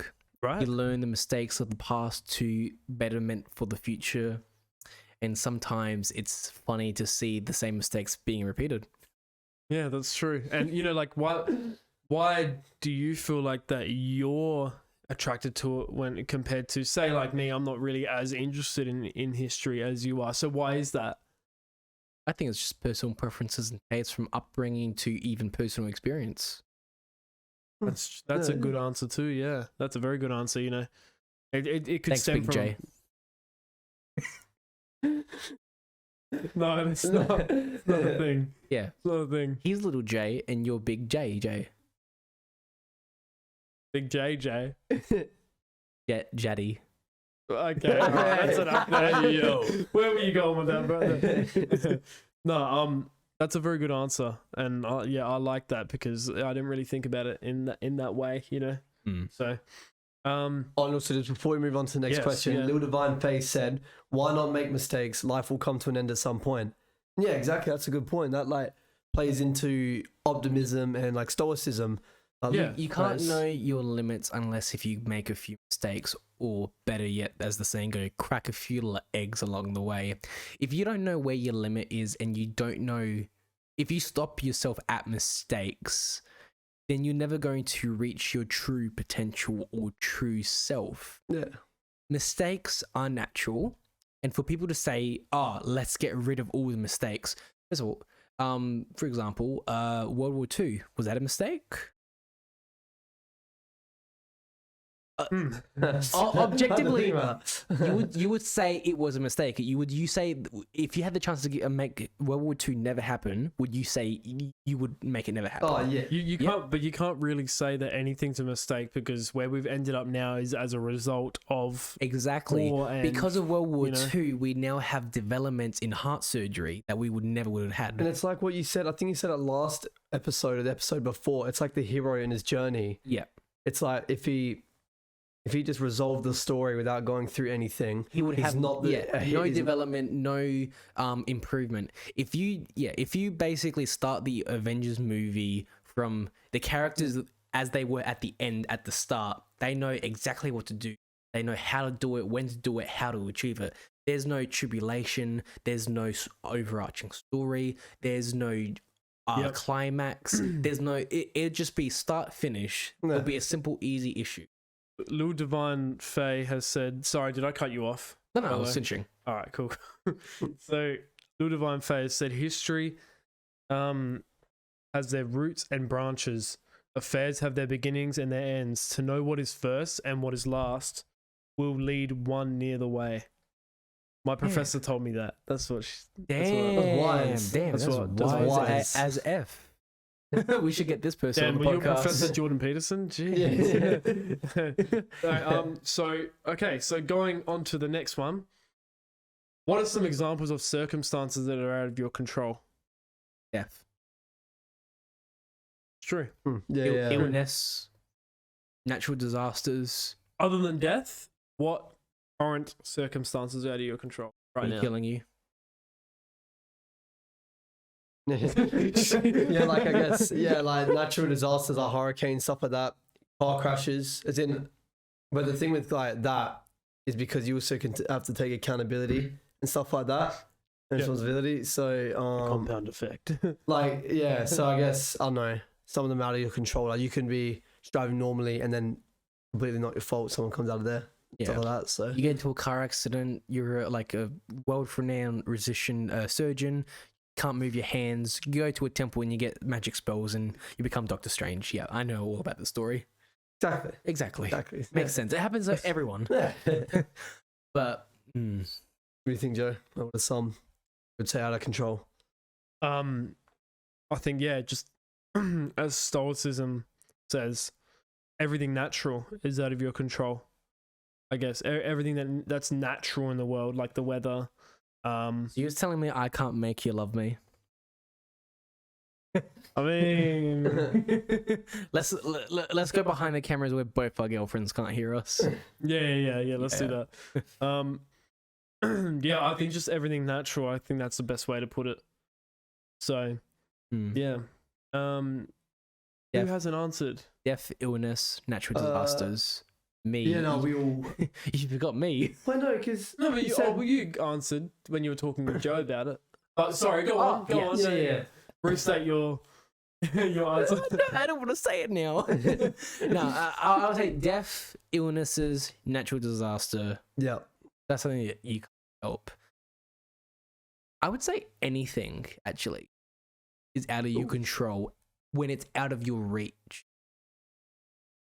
Out of your reach in what sense? Like physically or? I would say socially and physical sense. If it's something that you can't control, where you can interact with it on some degree, whether you can talk to it, message, or physically stop it, it's out of control. Do I feel like you can stop some things within your reach, socially or physically? Yes. Let me reinstate that. No, you can influence the outcome. Yeah. I would prefer to say that's my. Yeah. Yeah. No, that's very fair. That's fair. So what does your ideal day look like? Do you align yourself with your own beliefs in the principles of Stoicism? Why not? My day includes waking up, staring at the ceiling, getting up, brushing my teeth, watching anime, go back to bed, repeat. All right, so That so do they align? align with your do those activities align with your own beliefs in what you should be doing? Okay, a realistic answer of Yeah. getting up, eating, going to work, going to uni, seeing the miso mates, all that. The same thing as I said before. It never really affected me heavily as much as I never really considered Stoicism as a major factor within my life. Yep. Say. So I would probably say it can, but I definitely haven't noticed. At the very least, to me. Yeah. But yeah, what about you two? I mean, yeah. I'm gonna keep readjusting. I keep moving it into it. Okay. My ideal day would be. I'm so sorry. My ideal day would be like waking up, and I have like a gratitude journal. Right, something I'm grateful. I forgot you had that. Yeah. still do it? Yeah. Oh, good. Yeah. That's Do a gratitude journal, meditate, read a little bit, and then go to the gym now. And then after the gym, work, earn some money, and then it's like do some schoolwork, and then go and like in your own creative endeavor, and just like develop, get good at something, like no matter what it be, just get good at something, and yeah, I don't know. just that. Why do you do those extra things for yourself? Yeah, so I guess in regards to that, I feel like I always want to constantly become the best version of myself and just develop myself like mentally, physically. So I feel like all those little activities can help that, like gym physically, but also mentally, but mainly like physically, meditation, mentally and stuff like that. So yeah, like my value is I just want to be the best version of myself. And I believe doing those actions is how I can achieve that. Yeah. I like that answer. That's actually very well formulated, I would say. Good job, Joe. Thank you, I'm man. proud of you. Can't really top that, but it's individual. No. I'm saying because mine is very, very, very similar to yours. That comes into play with what you were saying before. Yeah. Wow, Yeah. you guys can be lovers. Yeah, maybe no. Okay, maybe you'll back Yeah, off from that statement. Yeah, stop right there. You already Stop have a on something. girlfriend and you don't want to go to prison. He's old enough. No, I'm joking. All right, so my typical day Hashtag starts cancel with Joe. No, my typical day starts with waking up. My ideal day. Yeah, ideal. Yeah, My not what ideal you- day, yeah, not what I'm ideal. doing currently because I'm lacking heavily on the routine. But Right, ideal. ideal. I did follow this for a bit, but I've been lacking because of reasons.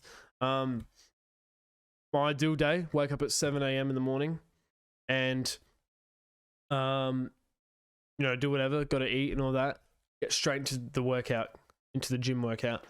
Then after that, while it's still morning at this point, it's probably like 9:30 in the morning. I would go sit on the balcony and read my 20 pages that I've set for myself. And have like a shake or whatever, something like that, like after post-workout snack. And then I guess throughout the day, like I the night before, I would have set out my day, like planned out what I have to get accomplished, get my tasks done. My original goals were to, well, they still are, to work on a creative endeavor for at least 30 minutes per day.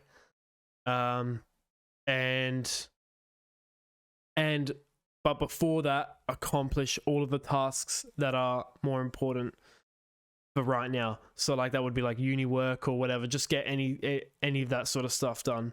Slay. And then right before bed, like, so I do all of that, work on my stuff, and then if I get all of that done, I would allow myself to like relax, watch a show or whatever, play some games with some friends. Then before bed, I would like to do ideally 10 minutes of yoga just before bed, just to like get settled in, stretch. As David Goggins said, that's really important.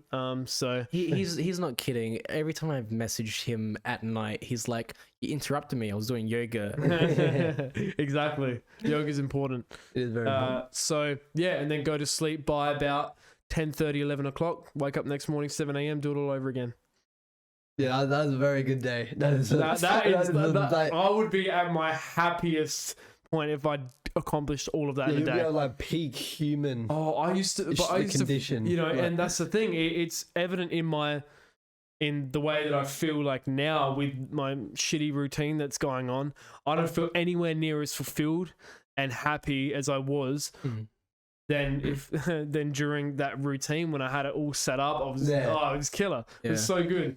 But you know, I think that aligns with my ambitions and my virtues, and my morals and values. Yeah. Like if I can do a whole day where I can just write my book, I would be so happy. Honestly. Yeah. That'd be so So cool.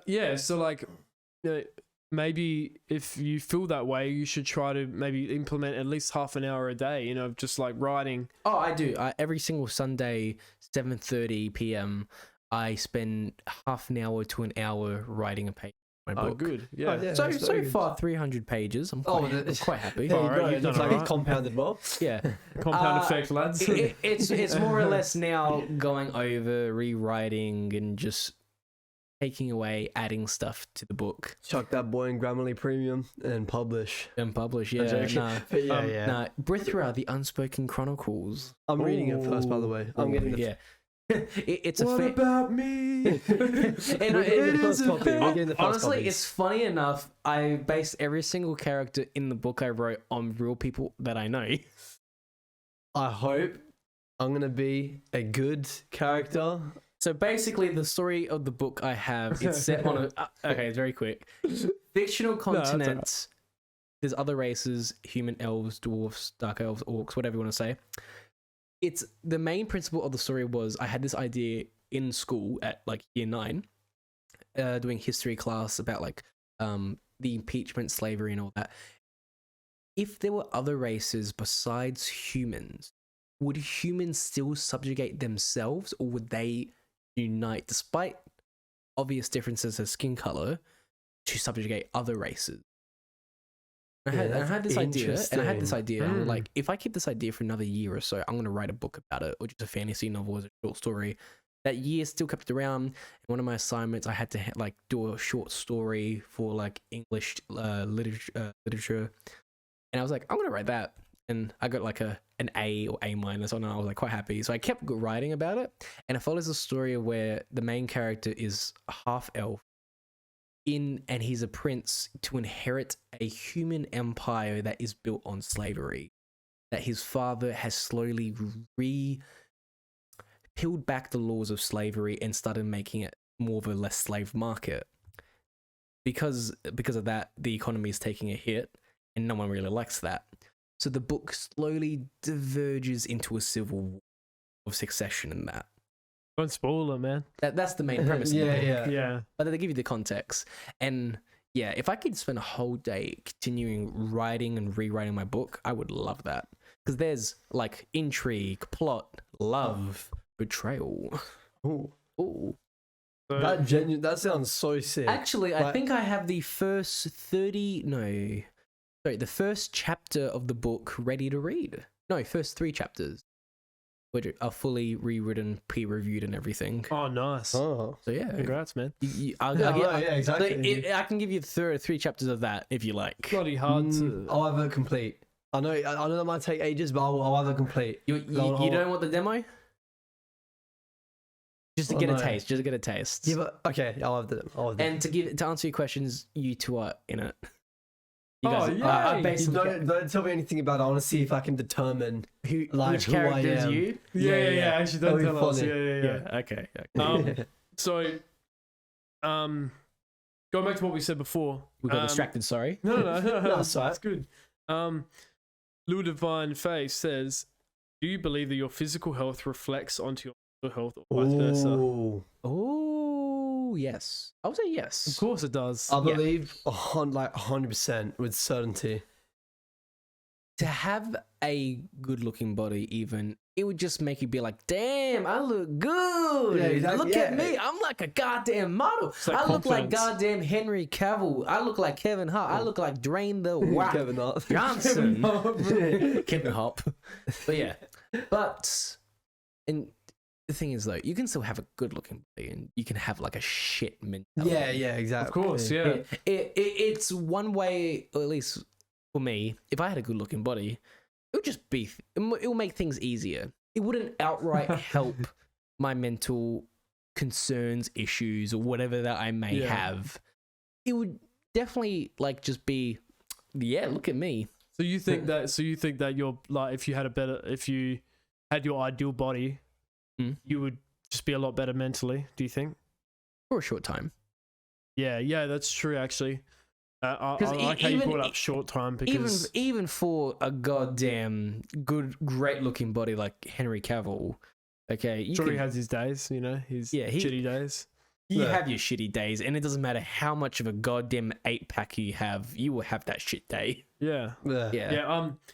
I think the going to the gym and giving yourself time to exercise it's almost like a break from everything else in life. And so I guess that aspect of it is what I would say would focus more on the mental health side of things.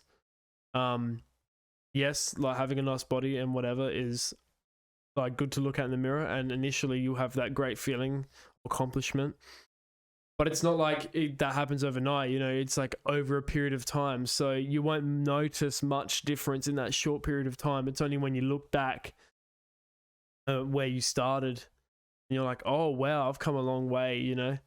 So I think that you have the knowledge that you have a good body and all, but you don't notice the small tiny change that happens over the course of the amount of time that you spend in the gym. Because you can be training. You can be a fat kid, lose weight and everything, but those stretch marks that you have are still going to and it takes a long time still even to lose weight. So it's not like bang, oh my god, look at me, I look so good, wow, like I feel it's amazing. A journey. It's a like journey. slowly, and then progress to achieve better. you don't feel a And I shit about feel yourself like at the end of the day. So your physical health, does reflect your mental health though, in a sense, because in order for you to achieve, grind, and work hard for that physical body, it shows the kind of discipline and mental fortitude you have. Because realistically, someone, unless you use roids, but even if you did use roids, you still have to work for it. Just not as hard. You still have to work for it. But someone who doesn't have a really fit body, but wants one, I guess that shows that have wanted one for a while. I guess that kind of shows their you know what I'm trying it shows the journey that you've been through and the pain and the struggle that exactly. you have to go through. That's why it's so valuable to have, proving to yourself that you've got what it takes to have the discipline and work hard, and then that applies to other things in life. So that makes you feel better about all of your other ambitions as well, because you believe that you can get to where you want to be and achieve your goals because you've got the discipline. Yeah, 100%. I think kind of. we're reaching the 2 hour mark. Yeah, soon, yeah, so we're gonna wrap it up think- real soon. I think we'll have 2 more questions. We'll do one last question from Little Divine Faye, and we'll do one last question Okay, from yeah, our yeah. personal Yeah. self, and I believe we'll wrap it up. Yep, So sure. we don't want to make these too long. We guys want to make this adjustable for at least a long car ride home, even, or just a short shift. Yeah. Just something that's easily to digest in that. But Little Divine Faye in the comments said, do you believe that Instagram makes people insecure? How do you feel about media standards and how it affects the younger generation when it comes down to mental and physical health? Good question. That's Very good actually question. a good question. Yes, I do believe social media does play a factor in insecurity when it comes to the younger generation, because the best way that you can compare yourself to other people would be back before the internet would be going outside and meeting people, or Yeah. watching the television, seeing celebrities. Now that everyone has access to social media and Instagram, you can see these gorgeous looking like models and like influencers and everything, and you'd be like, I want what they have. Why can't I have what they have? And it's just that thought, that progress that just makes you spiral down, and Yeah. it's just not outright healthy. It can easily do the opposite, where it can easily motivate you to achieve that, but it can also do Exactly. the It's latter. still there, yeah. Because even though It's a we're- double-edged knife. Exactly, because even though like we're aware of it, still like subconsciously, you constantly seeing that, it does. I feel like it does affect you, make you a bit insecure. Once again, like you said, it's double edged. You can choose how it affects you, and that comes into Stoicism, I guess, a bit, But yeah, I feel like it definitely can and has made millions insecure, I think. Yeah, so I believe social media in general has created a lot of anxious people, and because I think I explained this in a previous episode about how with social media, people don't have to go up to people to tell them what they want to tell them anymore. Yeah, that's why They- cancel culture is so big. Yeah, and so it creates all these anxious people that don't want to go outside and don't want to talk to people because they don't step into that zone and that uncomfortable zone and get out there and, as a result of it, become more confident people as a result of interacting with people physically. Like being hidden behind a screen, you can just tell someone whatever and you don't have to see their reaction. You don't have to get the shitty feeling. It's a disentachment. of that. Disentachment of your actions and consequences. Yeah, exactly. And so, all these people don't know how to act in social situations because they've only acted online on social media and they've only Yeah. told people what they want to tell them through texting them. Social media is a double-edged knife. It's so helpful when you want to communicate and gather events, especially like when you have to let our viewers know ahead of time that, new episode tonight, check out ahead. It can easily be a movement of Yeah. anger, hatred. I can go on, but at the end of the day, it's a tool. It's not good. It's not bad. It's just a tool. It's how we use it that makes it Okay, it's like a hammer. a hammer. You can Yeah. build a house with it, or you can bash someone's skull in and go to prison for murder. For demonstration, It's we like- should do that right now. We test that theory. No, You, the please, audience, not get please. to Good on choose paper, which but- jury dies. Sounds good on paper. But yeah, I feel like we'll finish it up with one more question from Yeah. our ends. All right, pick a random one. You don't have to go in order. Oh, Just actually, pick. I had one in mind, actually. Yes, done. So, what is the point in starting to practice Stoicism now if you have already put it off for so long? Dang. Now, okay, that's a good question for me because I never really had to use.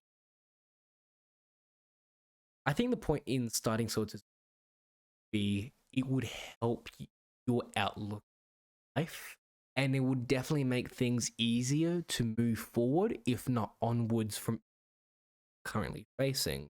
If your loved one or deceased recently passed or whatever, or you have a breakup, you may be going through that, and then you find this philosophy about acceptance and moving on, changing your outlook, that could be majorly helpful for you. So talking about this now, it would definitely be more of a subconscious thing, more of the back of my mind.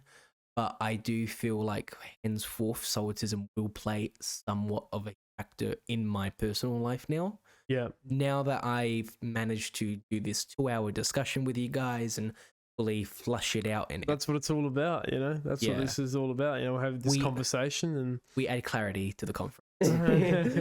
Name drop. Boom. Every single No, you guys got to understand, every single episode I'm going to do a name drop. And you got 2 in. Yeah. That's a got PR. to him. Damn straight.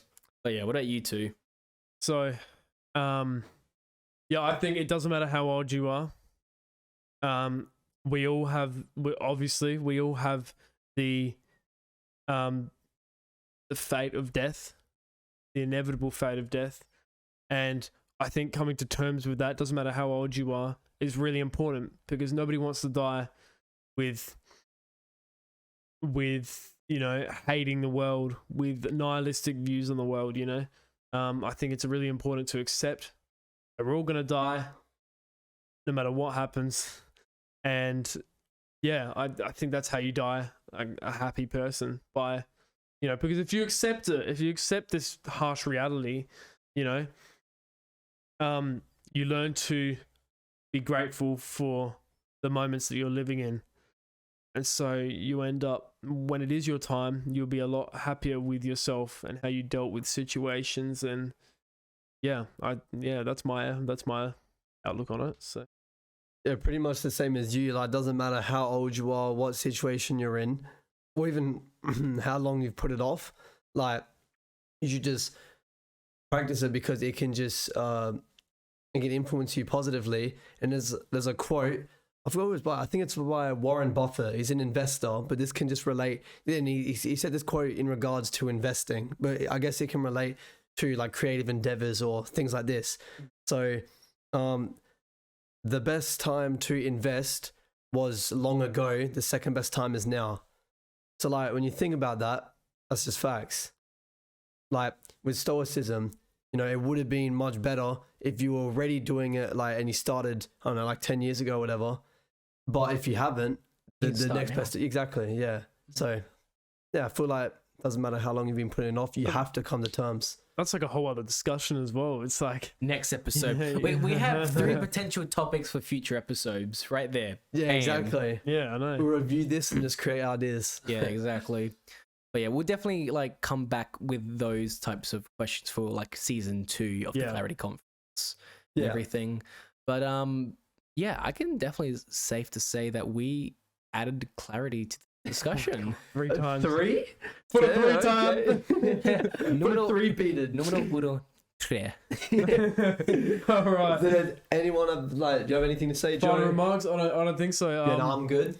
I'm all good. Either way, guys, thank you so much for joining. What is it? The wait, one thing. Little Divine Face says, when do you usually go live? That's a funny topic. Because Once a week. But usually. because of university and high school for the 3 of us, it can be quite flip-floppy at the moment. But usually we always try to aim for Sundays afternoon. Yeah, we have an Instagram. Yeah, so as Mr. Professor 11 says, we have an Instagram at the.clarityconference. Let me get that up to double confirm Yeah. it. Yes. Yep. So our it's Instagram is the.clarityconference, all lowercase, that you can find us. And there we also even have a TikTok, actually. Let me go find it real quick. Yeah, so we've got the TikTok, we've got the Instagram. The Instagram will leave you guys with all the updates on when we're going live. And yeah, just more ideas for content, and also an opportunity for you guys to message us any feedback, and also maybe some ideas for some future episodes. And just to let you know, any ideas that you give us, we will give you credit in the future episode. So definitely be sure to stay tuned for that. And for our TikTok, it's at the.clarity.conference. So pretty much just look up the Clarity Conference on any social media outlet, and hopefully you'll be able to find us with our logo. Yep. And Quad 03 said the 3 kings. You're a legend. Thank you. You're an absolute legend. But either way, thank you guys so much for joining the 6th episode of Stoicism. We hope you had a great time watching the RVODs and listening to us. And hopefully the equipment was better and everything like that. The quality, hopefully all that's good. Yeah, 100%. Catch the episodes as well on Spotify. Got it on Audible, Amazon Music. Yeah, Audible/Amazon Music, Apple Google Podcasts. Podcasts, Apple Podcasts, All of that. YouTube. Yeah, this video is going up on YouTube as well tonight. So yeah, definitely share it around, check it out, and yeah. Thank you guys so much for watching. Thanks for tuning in, guys. You have a great day. Thank you. Adios.